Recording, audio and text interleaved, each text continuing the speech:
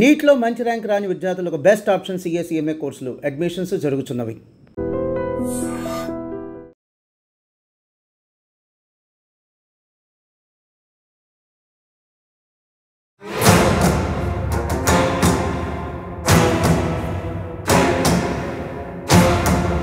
వర్షాకాలం కూడా మావోయిస్టులకి ఊపిరాడకుండా చేస్తామంటూ కేంద్ర హోంశాఖ మంత్రి అమిత్ షా రాయ్పూర్లో ప్రకటన చేశారు. नवा रायपुर में कहा था, अटल नगर में कहा था कि 31/3/2026 ये देश नक्सलवाद से मुक्त हो जाएगा.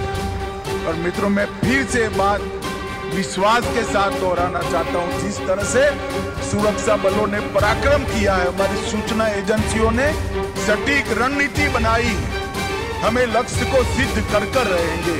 और आज मैं छत्तीसगढ़ वासियों को कहकर जाता हूं कि हर बार बारिश में नक्सली थोड़ा आराम कर लेते थे, इस बार बारिश में भी हम उनको सोने नहीं देंगे और 31 दिन के लक्ष्य को हम आगे बढ़ाएंगे. అమిత్ షా గారు చాలా స్పష్టంగా చెప్తున్నారు, వర్షాకాలం కూడా మేము వెంటాడతామని. దాని మీద అన్నగడదు అన్న చెప్పండి. ఇప్పుడు వర్షాకాలం ఎంతైతే అనుకూలతలు ఉన్నాయి అనుకుంటున్నామో ఆ అనుకూలతల లోపల కూడా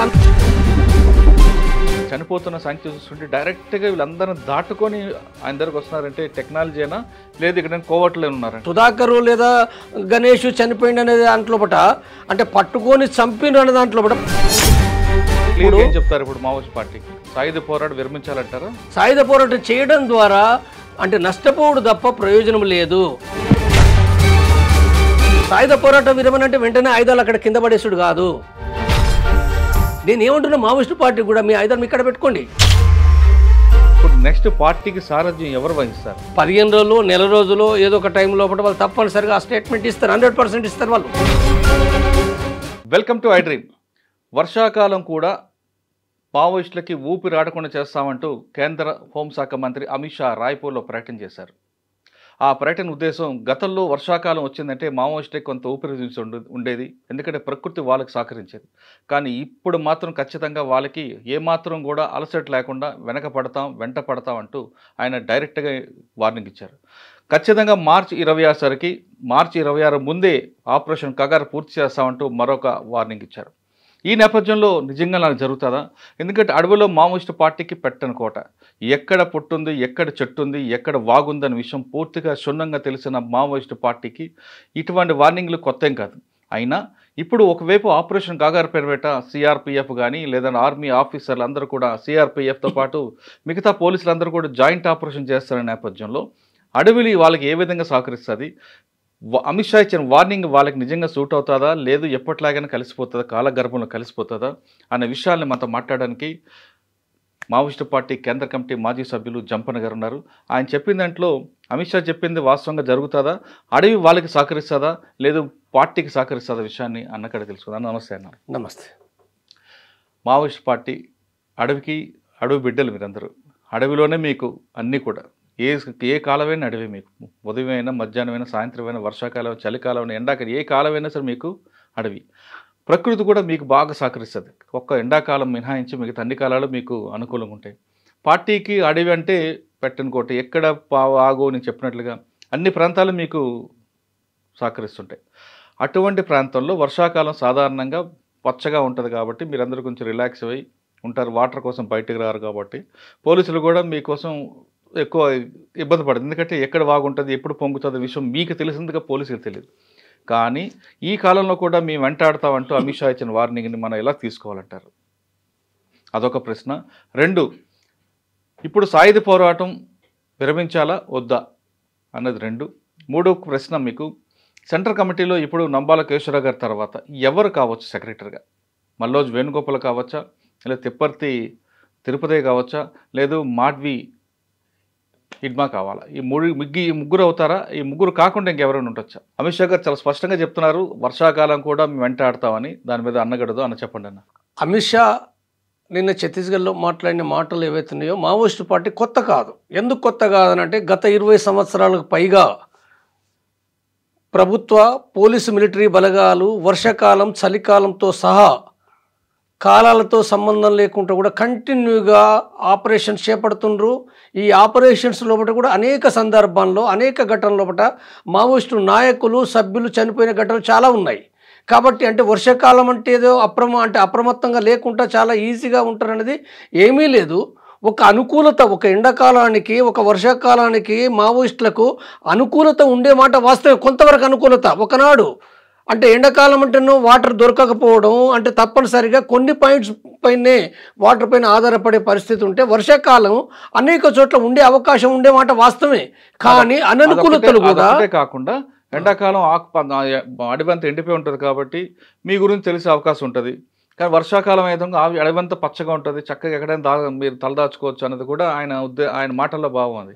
అవును, అదే నేను చెప్తున్నా. అంటే దాంట్లో పట్ట అనుకూలతలు ఎంతైతే ఎండాకాలం అంటే ఇప్పుడు వర్షాకాలం ఎంతైతే అనుకూలతలు ఉన్నాయి అనుకుంటున్నామో ఆ అనుకూలతల లోపల కూడా అననుకూలతలు మావోయిస్టులకు ఉన్నాయి. కారణం ఏమిటంటే వర్షాకాలం టెంట్లు వేసుకుంటారు. టెంట్లు వేసుకున్నప్పుడు ఇప్పుడు ఇవాళ డ్రోన్లు వచ్చినాయి కదా, సెటిలైట్లు వచ్చినాయి కదా, వాటి ద్వారా గమనించే అవకాశం ఒకటి వచ్చింది. తర్వాత చాలా దూరంగా ప్రజలకు కూడా అర్థమయ్యే అవకాశం ఒకటి వచ్చింది. ఇన్ఫార్మర్ల ద్వారా గమనించే అవకాశం ఒకటి వచ్చింది.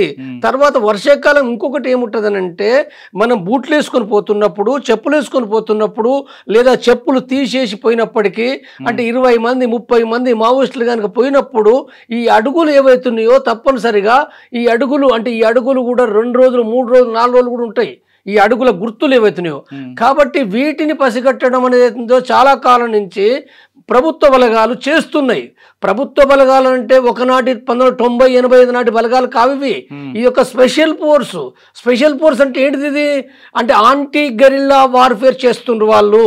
అంటే గెరిల్లాలు ఏ రకమైన జాగ్రత్తలు తీసుకొని మెయింటైన్ చేస్తారో అవన్నీ కూడా అబ్జర్వ్ చేసి దానికి భిన్నమైన టాక్టిక్స్ అదే గెరిల్లా యాంటీ గెరిల్లా వార్ఫేర్ అంటారు. కాబట్టి అలాంటి యాంటీ గెరిల్లా వార్ఫేర్ కొనసాగించే విధంగా స్పెషల్ ట్రైనింగ్ ఇస్తారు. ఈ బలగాలే ముందుండి నడుస్తున్నాయి. ఇది మావోయిస్ట్ పార్టీకి కూడా తెలుసు. ఎక్కడైనప్పటికీ సాధారణంగా ఉండే సిఆర్పిఎఫ్ బలగాలు కావు, సాధారణంగా ఉండే స్టేషన్ ఫోర్స్ కాదు. ఈ బలగాలకు ముందుండేది ఒక స్పెషల్ ఫోర్స్ ఉంటుంది.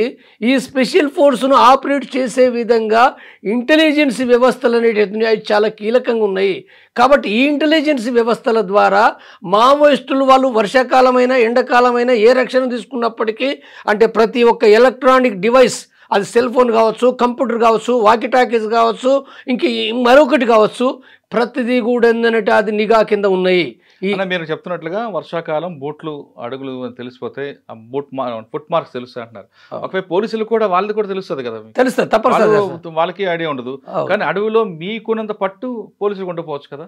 ఇవాళ అంటే ఒకనాడు అది కరెక్టే, కానీ ఇవాళ పోలీసులకు ఎక్కువ పట్టు వచ్చేసింది. ఎట్లొచ్చింది? లోకల్ డిఆర్జీ బలగాలున్నాయి కదా, డిఆర్జీ బలగాలున్నాయి, లోకల్ ఇన్ఫార్మర్స్ ఉన్నారు. తర్వాత వాళ్ళు సెటిలైట్ ద్వారా డ్రోన్స్ ద్వారా ప్రతి పాయింట్ను అబ్జర్వ్ చేస్తున్నారు.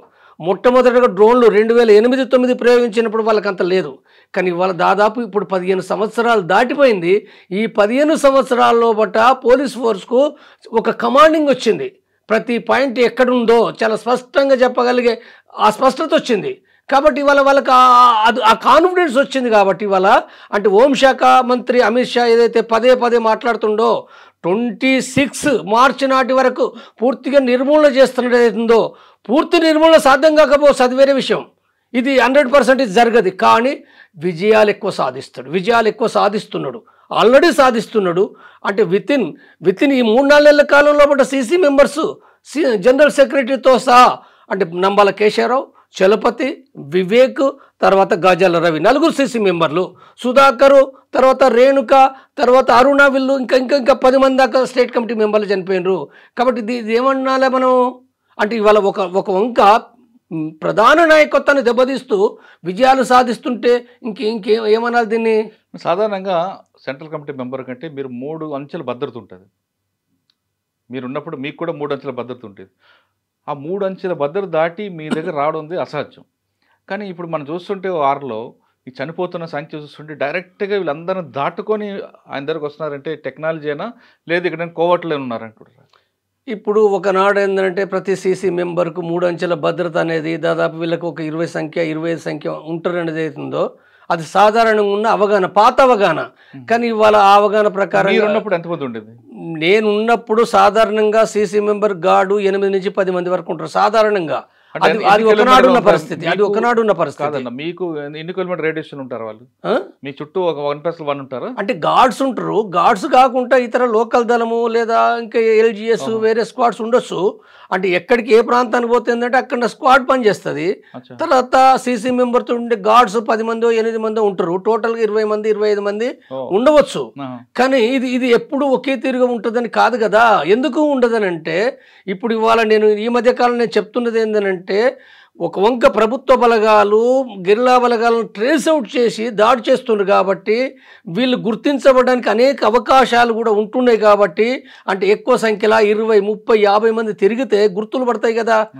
అంటే చెప్పుల గుర్తులు పడతాయి. తర్వాత డ్రోన్ కిందికి డ్రోన్ యొక్క కెమెరాల్లో కూడా చిక్కిపోతారు. కాబట్టి ఏం చేస్తున్నారు వీళ్ళు, సంఖ్య తగ్గిస్తారు, వికేంద్రీకరణ అంటారు. అంటే గెరిల్లా బలగాలు కేంద్రీకరించడం కాకుండా వికేంద్రీకరించబడి కదలికలు ఉంటాయి. అందుకోసం ఇప్పుడు మన కదలికలు కూడా ఇప్పుడు సుధాకర్ లేదా గణేష్ చనిపోయింది అనే దాంట్లో పట అంటే పట్టుకొని చంపిన అనే దాంట్లో పట పట్టుకొని చంపితే చంపొచ్చు కాక, కానీ ముందుగా వాళ్ళు ఆయుధాలతో ఉన్నారు. ఫస్ట్ ఇది గుర్తించాలి. వితౌట్ ఆయుధాలు లేకుండా వాళ్ళు ఏదో ఆయుధాలు లేకుండా ఎక్కడో ఏదో ఇంట్లో ఉన్నారు అనేది అది అబద్ధం. అది తప్పనిసరిగా వాళ్ళు టీమ్గా ఉంటారు. వాళ్ళు 3, 5, 7, 10 మంది సంఖ్య ఓ సంఖ్య ఉంటుంది. ఈ సంఖ్య ఉన్నప్పుడు వాళ్ళని గుర్తించి దెబ్బతీసి తర్వాత కాల్పులు చేసి గాయపడ్డలను కూడా చిత్రహింసలు పెట్టవచ్చు కాక, చిత్రహింసలు పెట్టి కూడా చంపవచ్చు.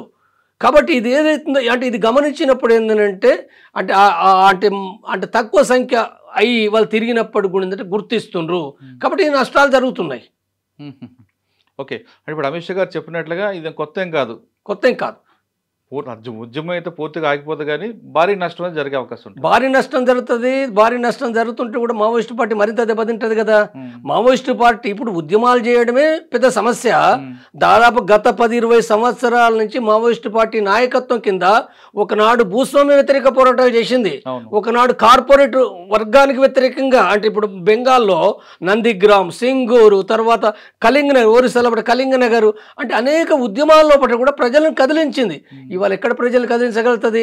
భూస్వామ్య వ్యతిరేక పోరాటాలు లేవు, కార్పొరేటివ్ వర్గానికి వ్యతిరేకంగా కూడా పోరాడే పరిస్థితి లేదు, అది కూడా లేదు కదా. ఏ ఉద్యమాలు చేస్తుంది? ఏ ఉద్యమాలు చేయనప్పుడు పార్టీలకు రిక్రూట్ ఎట్లయితారు? పార్టీలకు రిక్రూట్ కూడా లేదు కదా. పార్టీలకు రిక్రూట్ రారు. ఉన్న ఆదివాసులు కూడా అంటే భారతదేశంలో ఆదివాసులు 7%. ఈ 7%లో కూడా దండకారణ్యం అనేది ఏందో 1% లేదు. 1% లేని ఈ జనాభాలో కూడా ఒకనాడు వచ్చారు. ఏది సల్వాజుడు దాని మూలంగా వచ్చింది ఏదైతుందో ఇవాళ ఆ పరిస్థితి కూడా లేదు. ఇవాళ దండకారణ్యంలో కూడా జనతన సర్కారు కూడా ఫంక్షన్ కావటం లేదు. కాబట్టి ఎవరు వస్తారు అంటే పార్టీ లోపలికి వచ్చే సంఖ్య కూడా తగ్గిపోయింది. ఈ తగ్గిపోయిన పరిస్థితి లోపల బయట నుంచి కార్మిక వర్గం లేదు, విద్యార్థులు లేరు, మేధావులు లేరు. ఇది లేకుండా పార్టీ ఎట్లా బతుకుతుంది? కాబట్టి సాయుధ పోరాటం ఎట్లా కొనసాగించగలుగుతుంది? కాబట్టి ఇలాంటి పరిస్థితుల్లో పట్ట అంటే ప్రభుత్వానికి ఈ మొత్తం విషయాలు ఇవాళ కొత్తగా తెలవడం కాదు.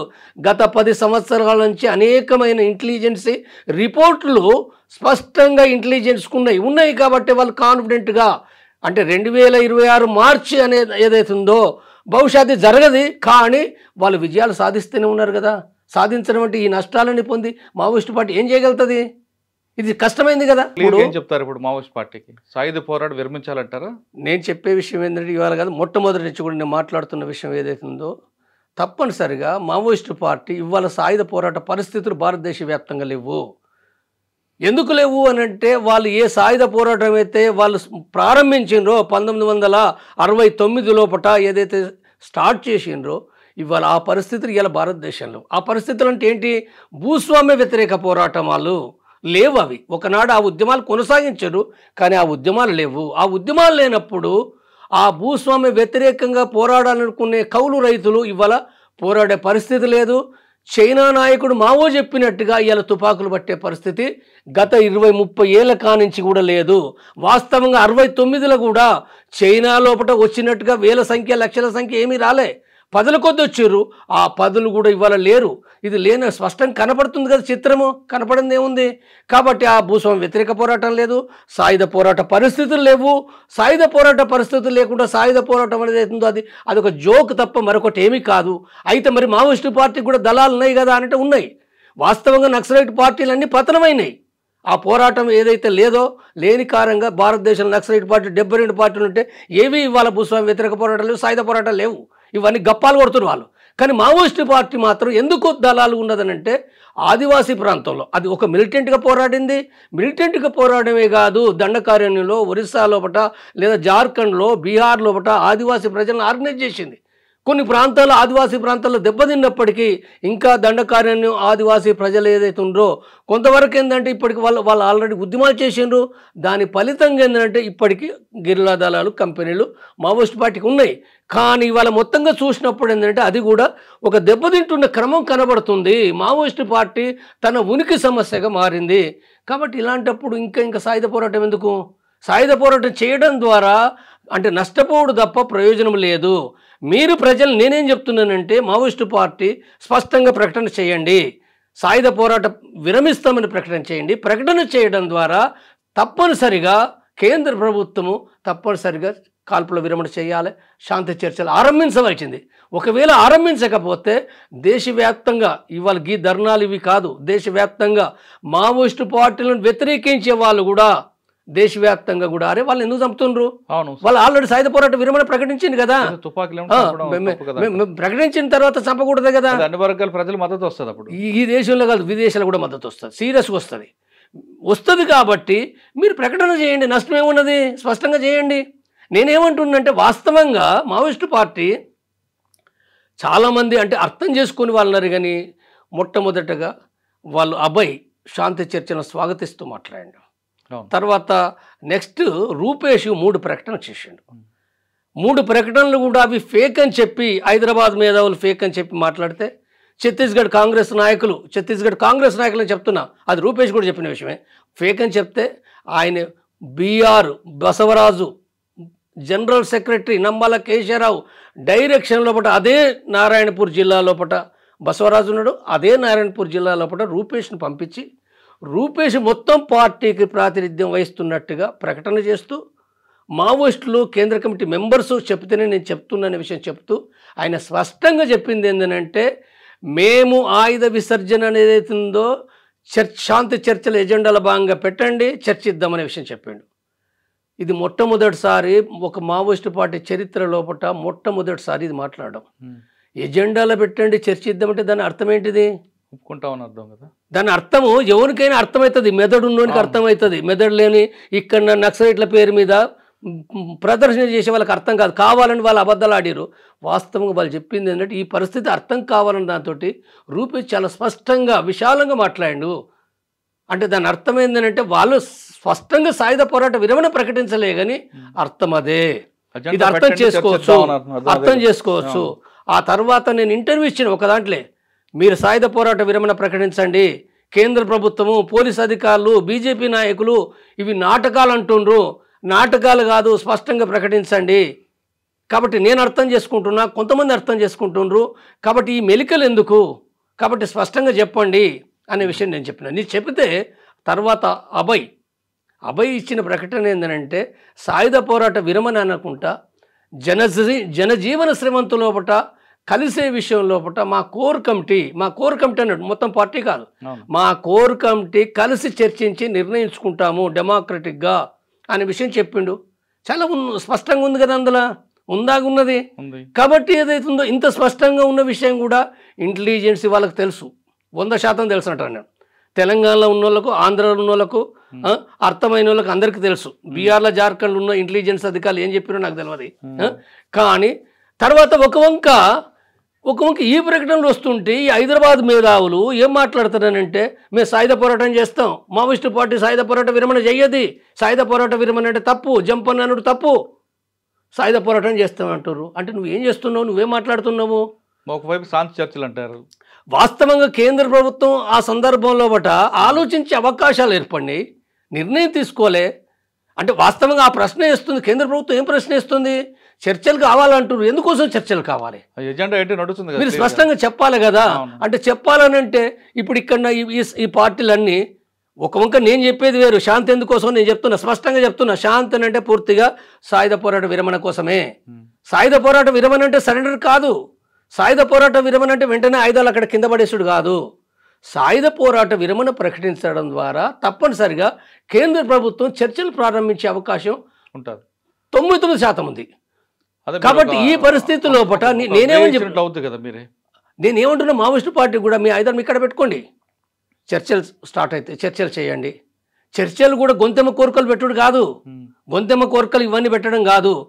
నేను రూట్ క్లియర్ చేసిన, నేను మీరు ఏదైతుందో ఇవాళ మీ ఉనికి సమస్య తప్పనిసరిగా మీరు ఇప్పుడు ఇవాళ ఈ మార్గంలో బయటికి రాండి. ఒక ప్రజాస్వామ్య వ్యవస్థ, ప్రజాస్వామిక వ్యవస్థ అంటే దానిపైన విమర్శలు వేరే. ఇవాళ ఇక్కడికి చట్టబద్ధ పద్ధతులకు మీరు వచ్చి మీ కార్యక్రమాలు కొనసాగించండి, సాయుధ పోరాటం కాకుండా చట్టబద్ధమైన కార్యక్రమాలు కొనసాగించండి అనే విషయం నేను చెప్తున్నప్పుడు వీళ్ళు ఆలోచించుకొని చేయవలసిన పీరియడ్ లోపల ఇవాళ ఈ హైదరాబాద్ మేధావులు దీనికి అడ్డుకట్ట వేసే విధంగా పూర్తిగా సాయుధ పోరాటం అంటుండ్రు. మరి ఎవరు చేస్తున్నారు సాయుధ పోరాటం? ఎక్కడున్నది? పోనీ నేనేం చెప్తున్నంటే సాయుధ పోరాటం కొనసాగించే పరిస్థితులు ఉన్నాయా? 20 ఏళ్ల కాంచి లేవు అనే విషయము గుడ్డివానికి కూడా కనపడుతున్నాయి. గుడ్డివానికి కనపడుతుంటే కూడా సాయుధ పోరాటం అని చెప్పి పెడబొబ్బలు పెడుతున్నారు. అంటే వాళ్ళు చచ్చిపోవాలి. పార్టీ ఇప్పుడు లీగలైజ్ చేస్తే లీగలైజ్ చేయాలంటున్నాను నేను. లీగలైజ్ చేయకపోతే ఇంకా పార్టీ బతికేంటిది ఉన్నదా? ఆ పార్టీ బతుకుతుందా? కేంద్ర ప్రభుత్వం బలగాలు ఎంత ఆధునికంగా ఉన్నాయి, ఎంత ఎలక్ట్రానిక్ యుద్ధం చేస్తున్నాయి, మామూలు కాదు. ఇజ్రాయెల్ యొక్క టెక్నాలజీతోటి ఇండియన్ మిలిటరీ అక్కడ వార్ చేస్తుంది, నీ ప్రతి కదలిక అర్థం చేసుకుంటుంది. చనిపోవడమే కదా ఇప్పుడు వరుసంగా ఇంత తొందరగా కేంద్ర కమిటీ మెంబర్లు, రాష్ట్ర కమిటీ మెంబర్లు చనిపోవడం ఏమర్థం చేసుకోవాలి? అదే కదా, అంటే చంపేస్తూనే ఉంది కదా. చంపేస్తుంటే మన సాయుధ పోరాటం అంటే అర్థం ఏంటిది? ఏమైనా ఉన్నదా? ఒక వంకను వాళ్ళు చెప్పలే. వాళ్ళు ఇప్పటికీ మావోయిస్టు పార్టీ అభయ ప్రకటనలు గమనించండి, లేదా రూపేష్ ప్రకటనలు గమనించండి, ఎక్కడ కూడా మేము సాయుధ పోరాటం చేస్తాం, యుద్ధం చేస్తాం అనే మాట మాట్లాడలే. వాళ్ళు ఒక రకంగా మాట్లాడతారు, కానీ బయట ఉన్న వాళ్ళు సాయుధ పోరాటం కూడా ప్రకటన మీరు అన్నట్లుగా ఒక మెట్టు దిగే మాట్లాడారు. అవును, రూపేష్ ప్రకటన కానీ మీరు చెప్పిన అభయ ప్రకటనలు కూడా ఎజెండాలు పెట్టండి చర్చిద్దాం అంటున్నారు. అంటే ఒక మెట్టు దిగినట్లే తప్ప వాళ్ళు మాకే పట్టుదల కావాలి, మాదే ఈగో అన్న ఫీలింగ్ ఎక్కడ లేదు. మరి ఈ నేపథ్యంలో ఈ రప్చర్ ఎందుకు అవుతుందండి? ఈ రప్చర్ ఎందుకనంటే ఇప్పుడు వీళ్ళు ఒక వంక ఏంటంటే బయట ఉన్న వాళ్ళకు సాయుధ పోరాటం అంటేనే వాళ్ళకు ఊపు వస్తుంది, అంతకంటే ఏం లేదు. అంటే ఇది ఒక పెట్టి బూర్జువా, ఒక ప్రతిష్ట తప్ప మరొకటి ఏం లేదు. అంటే ఈ అతివాదం, సెక్టేరియన్ మాటలు మాట్లాడుతూ ఒక రకం విప్లవకారులు చలామణి అయ్యే వాళ్ళు సమాజంలో ఎప్పుడూ ఉంటారు, ఇప్పుడు కూడా ఉన్నారు, ఎప్పుడు ఉంటారు. కానీ వాస్తవంగా మావోయిస్టు పార్టీ ఇచ్చిన ప్రకటనలు గమనించినప్పుడు వాళ్ళు చాలా స్పష్టంగా చెప్పిండ్రు. వాస్తవంగా కేంద్ర ప్రభుత్వానికి కూడా అర్థమైంది. అయితే అర్థం కావడంతో పాటుగా డౌట్ ఉన్నది వాళ్ళకు. వాస్తవంగా ఇది మాట్లాడుతున్నారు అంటే వాళ్ళు ఏం మాట్లాడి ఉన్నారంటే ఇది మాట్లాడుతున్నారు నిజమే, మరి మాట్లాడినప్పటికి కూడా ఇది మరి స్పష్టంగా చెప్పొచ్చు కదా. అదే విషయం అయితే సాయుధ పోరాటాన్ని మేము విరమిస్తామని ప్రకటించవచ్చు కదా, ప్రకటించడం లేదు. ఇది ప్రకటించడం లేదు. తర్వాత మిలిటరీ అధికారులు కూడా రకరకాలుగా చెప్తారు కదా.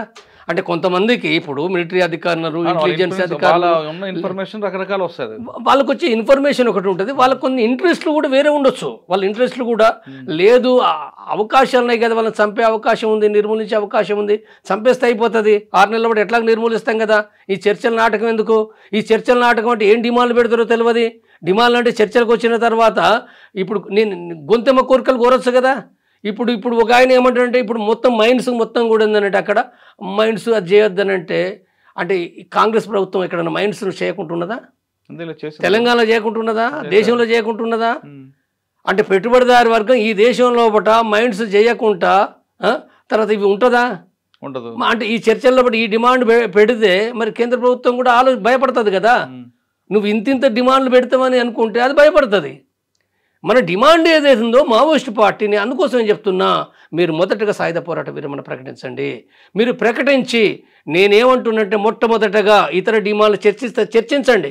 కానీ నేను చెప్పేది ఏంటంటే మీ పార్టీ లీగల్ కావడం అనేది, లీగల్ అయ్యేదాన్ని కేంద్ర ప్రభుత్వం ఆమోదించాలి, చట్టబద్ధంగా ఆమోదించాలి. సిపిఐ మావోయిస్టు పార్టీ పేరును, ఆ పార్టీ పైన నిషేధాన్ని ఎత్తివేయాలి. ఆ పార్టీ ప్రజా సంఘాలు ఏవైతున్నాయో, రాడికల్ విద్యార్థి సంఘం, రైతు కూలి సంఘం, లేదా జన్నాట్య మండలి, ఇంకా వేరు ప్రజా సంఘాలు ఏవైతున్నాయో ఆ ప్రజా సంఘాలపైన నిషేధాన్ని ఎత్తివేయాలి. అట్నే జైలు లోపల ఆ పార్టీ నాయకులు ఉన్నారు, కేంద్ర కమిటీ నాయకులు ఉన్నారు, రాష్ట్ర కమిటీ నాయకులు ఉన్నారు. ఇవాళ వాళ్ళు ఆ పార్టీలో ఉంటారా లేదా నాకు తెలియదు. ఏదైతుందో వాళ్ళు ఎవరైతుందో వాళ్ళని జైలు నుంచి విడుదల చేయాలి. తర్వాత అదే కాదు, ఇంకా ఇప్పుడు ఉపా కేసులు పొటా కేసులు కూడా ఇప్పుడు తెలంగాణ ఆంధ్రప్రదేశ్ లోపల కూడా ఇతర రాష్ట్రాల లోపల కూడా ఉపా కేసులతోటి బయట ఉన్న కార్యకర్తలు కూడా ఉన్నారు కదా, వాళ్ళపైన ఉపా కేసులు రద్దు చేయాలి. ఇది రద్దు చేయడం ద్వారా ఆ మావోయిస్టు పార్టీ ఆ ప్రజా సంఘాలు పనిచేసుకోవచ్చు కదా చట్టబద్ధంగా. చట్టబద్ధంగా పనిచేసి నీకేం పోతుంది తుపాకు గింతే అంటే ఆడ పక్కకు పెడితే ఏదో విలువ పోయినట్టుగా తుపాకులతో నువ్వేం చేస్తావు? ఇలా తుపాకులతో నువ్వేమి చేయలేవు అనేది గత 20 సంవత్సరాల నీ చరిత్ర నిరూపిస్తుంది. నీకు అర్థమవుతుంది కదా, నీ ఉనికి సమస్య. ఈ నేపథ్యంలో సుధాకర్ గారు లేదా అంబాల కేశవరావు గారు మీరు చెప్తున్న సెంట్రల్ కమిటీ అందరూ ఒకరుగా చనిపోవడం పట్ల ఇప్పుడు నెక్స్ట్ పార్టీకి సారథ్యం ఎవరు వహిస్తారు? అంటే మల్లాజు వేణుగోపాల్ గారు ఉన్నారు, తిప్పర్తి తిరుపతి ఉన్నారు, లేదా మాడ్వి హిడ్మా ఉన్నారు. వీళ్ళు ముగ్గురు కాకుండా ఇంకెవరు రావచ్చు? తక్కిడిపల్లి వాసుదేవరావు అంటే మిలిటరీ ఆపరేషన్లో ఆయనకు ఒక పెద్ద పవర్ ఉంది. మళ్ళీ రాజిరెడ్డి అవుతారు, లేదా గణపతి గారు మళ్ళీ ఒకసారి సారథ్యం వహిస్తారా? ఇప్పుడు నాకు తెలిసిన సీసీ మెంబర్స్ వేరే. నేను వెళ్ళొచ్చిన తర్వాత నేను 2017 వరకు మాత్రమే నేను ఉన్నాను. ఆ తర్వాత నేను వచ్చిన తర్వాతనే ఇప్పుడు రవి కూడా నేను వచ్చిన తర్వాత సీసీ మెంబర్గా తీసుకున్నారు. సుధాకర్ని అయితే తీసుకోలేదు. సుధాకర్ కూడా ఇప్పుడు మొన్నటి ప్రకటనలో కూడా సీసీ మెంబర్ కాకుండా రాష్ట్ర కమిటీ మెంబర్గా రాశారు. ఇతరులను ఎవరిని తీసుకున్నారనే విషయం నాకు తెలియదు. తీసుకుంటే నా అంచనా ప్రకారంగా మరో 5-6 లేదా 7-8 మంది తీసుకోవచ్చు. ఇక్కడ అంటే బీహార్ జార్ఖండ్ నుంచి తీసుకోవచ్చు, ఇక్కడి నుంచి తీసుకోవచ్చు. టోటల్గా 25 మెంబర్స్కు లేదా ఎక్కువ 30 మెంబర్స్కి మించది. అయితే ఇందులో పట్ల కూడా ఈ కాలంలో పట్ల 4-5 చనిపోయినరు. కాబట్టి ఇప్పుడు 25 లోపే 20-25 మధ్యలో పట్నే లేదా 20 లోపు కూడా ఉండొచ్చు. కాబట్టి ఈ సంఖ్యకు సంబంధించిన దాంట్లో పట్ల వాళ్ళు గతంలో పట్ల ఒక పొలిట్ బ్యూరో మెంబర్స్గా అంటే ఆల్రెడీ ఇంటెలిజెన్సీ వర్గాలకు కూడా స్పష్టంగా తెలుసు కాబట్టి నేను చెప్తున్నా. ఏది అభయ్ కానీ పొలిట్ బ్యూరో మెంబరే, తర్వాత తిరుపతి కూడా పొలిట్ బ్యూరో మెంబరే, తర్వాత సునీర్మల్ కూడా ఏంటంటే పొలిట్ బ్యూరో మెంబరే, జనార్దన్ జీ పొలిట్ బ్యూరో మెంబరే, ఇంకా 4-5 ఉన్నారు. కాబట్టి పొలిట్ బ్యూరో మెంబర్స్ ఉన్నారు. సాధారణంగా ఎంపిక ఎట్లా చేసుకుంటారు? పొలిట్ బ్యూరో మెంబర్స్ నుంచే ఎంపిక చేసుకోవచ్చు. లేదు వీళ్ళు ఎవరు పనికిరారనుకుంటే సీసీ మెంబర్స్ నుంచి కూడా తీసుకోవచ్చు. కాబట్టి ఇది ఎట్లా తీసుకుంటారు అనేది ఉందో వాళ్ళ కేంద్ర కమిటీ వాళ్ళ మీటింగ్ అయితే వాళ్ళు ఒక ప్రజాస్వామ్యయుతంగానే నిర్ణయించుకుంటారు తప్ప ఎవరికి వాళ్ళు నిర్ణయించుకోలేరు కదా. ఏ ఒక్కరు కూడా ఇప్పుడు ఇది మేము సీసీ సెక్రటరీ అని చెప్పి నిర్ణయించలేరు. సాధారణంగా పొలిటికల్ బ్యూరో నుంచి కాకుండా పొలిటికల్ బ్యూరోలో చెప్పాలంటే ఆ యాక్టివిటీని తీసుకుంటారా, లేదా మిలిటరీ ఆపరేషన్లో గట్టిగా పట్టున్న వైపు తీసుకుంటారా?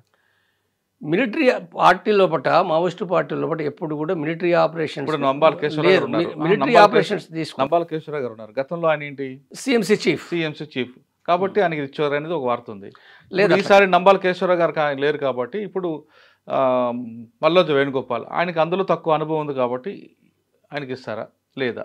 గణపతి సెక్రటరీకి ఎప్పుడు అయిండు? 91 తర్వాత అయిండు కదా, 91-92లో అయిండు.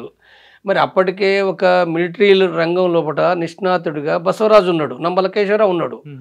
మరి ఉన్నప్పటికి కూడా ఏంటంటే ఆయనను పెట్టలేదు. అంటే గణపతిని పెట్టారు. గణపతి మిలిటరీ ఆపరేషన్లో లేడు, ఎక్కడ కూడా అలాంటి గైడెన్స్ కూడా ఏమీ లేదు, మరి పెట్టలేదు. కాబట్టి అట్లా పెడతారనేది అది పొరపాటు అభిప్రాయము. సైద్ధాంతికంగా రాజకీయంగా ఎవరైతే గైడ్ చేయగలుగుతారో వాళ్ళను మాత్రమే పెడతారు, వాళ్ళను మాత్రమే ఆ కమిటీ ఎన్నుకుంటుంది. కాబట్టి దృష్టిలో పెట్టుకున్నప్పుడు నమ్మాల కేశవరావు మిలిటరీ చీఫ్ అయినప్పటికీ ఆయన ఓన్లీ మిలిటరీలో మాత్రమే నిష్ణాతుడు అనేది కాకుండా ఆయనకు సైద్ధాంతిక రాజకీయ రంగంలో కూడా అవగాహన ఉంది. దాంట్లో కూడా ఒక అవగాహన ఉన్న నాయకుడు కాబట్టి ఆ రీత్యానే పెట్టిరు తప్ప మిలిటరీ కోణం నుంచి పెట్టలేదు ఆయనను. కాబట్టి ఇక్కడ ఇప్పుడు ఎవరిని పెడతారు అనుకున్నప్పుడు ఏదైతుందో ఇప్పుడు మిలిటరీ రంగంలో వేరు ఉండొచ్చు. ఇప్పుడు అభయ్ మిలిటరీ రంగంలో లేడు కాబట్టి ఇతరులు మిలిటరీ రంగంలో ఉన్నారు. తిరుపతి మిలిటరీ రంగంలో ఉన్నాడు, అందరికీ తెలుసు. సిఎంసీ చీఫ్గా కూడా తిరుపతి ఉన్నాడు, ఎప్పటి నుంచో సిఎంసీ మెంబర్గా ఉన్నాడు. ఇప్పుడు సిఎంసీ చీఫ్గా దాదాపు సిఎంసీ చీఫ్ అంటే 2018 నుంచి 17 చివరి నుంచి కూడా ఆయన సిఎంసీ చీఫ్నే తిరుపతి. కాబట్టి మిలిటరీ చీఫ్ని పెడతారా లేకపోతే ఎవరిని పెడతారా అనేది ఉందో, మిలిటరీ అనేది కొలమానం కాదు. దాంట్లో కూడా సీనియారిటీ ప్రకారం అయితే జనార్దన్ జీ కూడా చాలా పార్టీలో కూడా చాలా సీనియారిటీ, ఆయన ఎంసీసీ నుంచి వచ్చిండు, ఆయన ఆ సీనియారిటీ ఉన్నాడు. కాబట్టి ఎవరిని పెడతారు? మల్లారాజిరెడ్డి కూడా సీసీ మెంబర్గా ఉండే ఇప్పుడు ఏ రకంగా ఉన్నాడు నాకు తెలియదు. కాబట్టి ఇంక ఇతరులను ఎవరు పెడతారు అనేది ఉందో వాళ్ళు నిర్ణయించుకుంటారు. కాబట్టి ఏదైనా వాళ్ళు నిర్ణయించుకోవడం అనేది ఉందో అంటే వాళ్ళ కమిటీ సమావేశం అయితే వాళ్ళు నిర్ణయించుకొని వాళ్ళు ప్రకటించవచ్చు. బహుశా వాళ్ళు ఇప్పుడు కనుక ప్రకటన చేస్తే చెయ్యొచ్చు. నా ఉద్దేశంలో ఎక్కువ టైం ఏం పట్టది. వాళ్ళు అంటే అందరూ సమావేశం కావాలని రూల్ కూడా ఏం లేదు. వాళ్ళు ఇప్పుడు సపోజ్ ఒక 20 మంది ఉన్నారనుకో, 20 మంది జమ అయ్యే అవకాశం లేకపోతే 15 మందే కావచ్చు, 12 మందే కావచ్చు. 12 మంది అయినా 11 మంది అయినా ఒక మెజారిటీ నిర్ణయంగా ఒక నిర్ణయం చేసుకుంటారు. తప్పదు వాళ్ళకి ఆ పరిస్థితి. అది మాత్రమే కాదు, ఇప్పుడు సాయుధ పోరాట విరమణ కానీ లేదా అభయన్న జనజీవన స్రవంతిలో ఒకటి కలిసి చర్చించి నిర్ణయిస్తామని అన్నాడు కదా. అంటే తప్పనిసరిగా ఒక నిర్ణయం ప్రకటించవలసింది ఇంకా ఉన్నట్టే కదా, మిగిలే ఉన్నది కదా.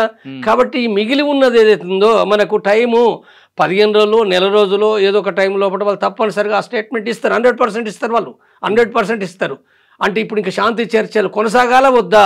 శాంతి చర్చలు కొనసాగాలంటే ఒక వైఖరి, లేదనుకుంటే యుద్ధం చేస్తామన్నారనుకో, మేము యుద్ధం చేస్తామని కనుక వాళ్ళు నిర్ణయించుకుంటే ఏం శాంతి చర్చలు, సపరేట్గా యుద్ధమే చేద్దాం, కంటిన్యూ చేద్దాం అని అనుకుంటే అది వాళ్ళు అదే మాట్లాడవచ్చు. ఇప్పుడు ఇందులో మోడెం బాలకృష్ణ గారి పాత్ర ఏమొస్తుంది?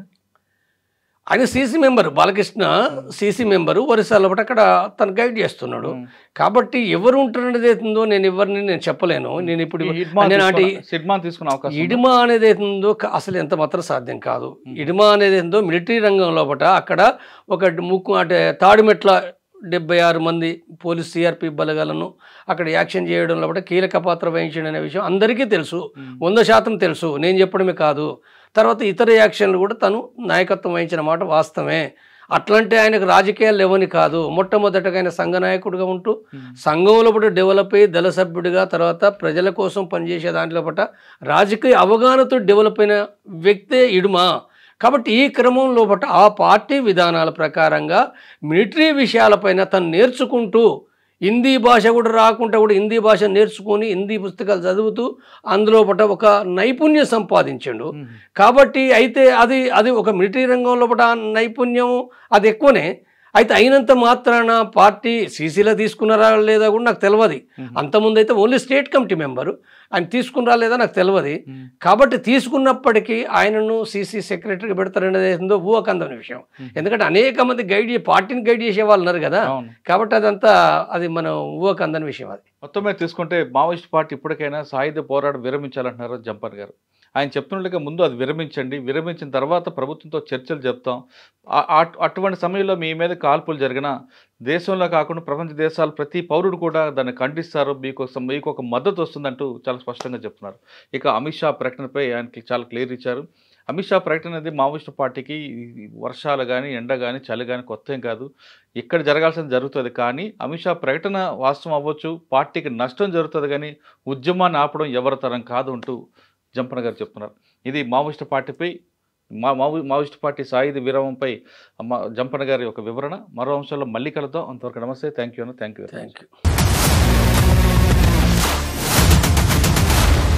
iDreams, this police diaries is something very, very valuable towards that. I must really appreciate Murali, your insights. iDreams founder and CEO Chinna Vasudev Reddy gartoni Muralidhar crime stories చాలా ఫేమస్ అయిపోయినావు.